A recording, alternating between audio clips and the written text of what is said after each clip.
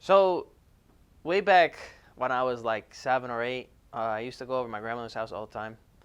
She used to babysit me and my sister and I, and she had a bunch of dogs. So my grandmother was great. Let's go to the pound and let's foster a dog, or not foster. Let's adopt a dog. And she would feel like every other month it was like she was adopting a dog. So one time there was one dog she adopted. His name was Shorty. It's a pit bull basset hound mix. She got him when he was like 2 or 3 actually, um, and I was 7 or 8 at the time, and we'll go over there, and every time my sister and I were being babysat by her, we play with the dogs all the time. And this one dog, Shorty, his name was, he took more of a liking to me because I used to play with him all the time. He kind of was like left out of this group of dogs that my grandma had. Um, so he was kind of like gravitating towards me all the time, and him and I would play all the time. He would always sit next to me, and he would always, play with me only. And my sister would play with all the other dogs, and I'd be like, all right, I'm playing with Shorty. We'll be outside in the back. And so yeah, him and I kind of made that bond when I was with my grandmother. And then I would say when he was about 8 or 9 himself, my grandmother passed away. Um, and at my grandmother's funeral, my mom's brothers and sisters were like, "Oh yeah, we'll take him, this, that, the other thing." And when it finally came time for them to kind of step up and take the dog, none of them did. They were like, "Oh, I don't really want him now." But literally at my grandmother's funeral. So my mom was like, "This is kind of ridiculous. We can't put the dog in the pound and have him put him down. Like we can't have that." So my mom ended up adopting him. I mean, I don't know if you would call it adopting at that point. It's kind of inherited. Um, but we weren't going to let him go get put down that way. So we took him. Um, and I was kind of the leading cause of that because I was like, yeah, you can't. I have made a bond with him myself from all the times that I've been over there. So I was like, my mom was like, yeah, that makes a lot of sense. Um, and he was really bad with like vet shots and stuff. So my grandmother obviously took him to the vet all the time and stuff.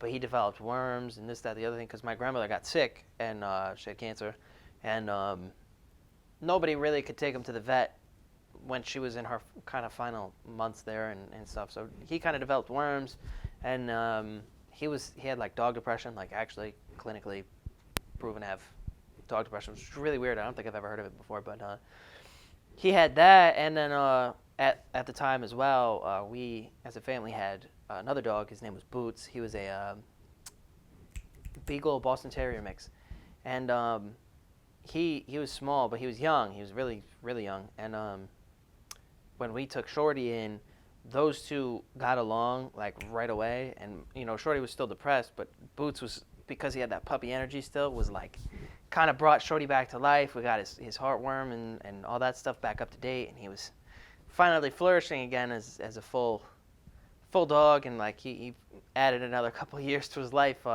So it was kind of cool to kind of see him flourish like that. But every night, he was my dog. He basically literally my dog. He would come, he would sleep with me. He wouldn't go with anybody else.